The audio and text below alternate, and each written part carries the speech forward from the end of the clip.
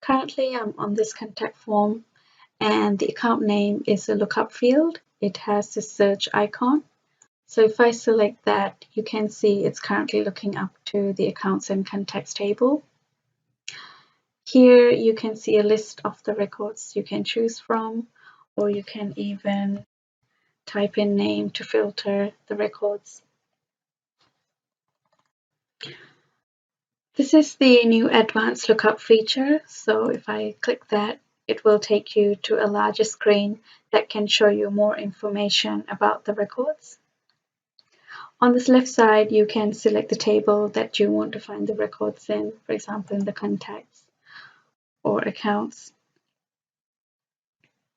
You can select to change the view, and you can filter on the columns as well. You can click to create a new account or contact from the same page. And you can search here if you know what you're looking for.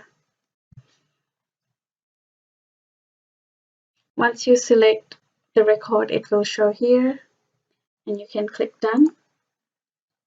You can see the record is added on the field.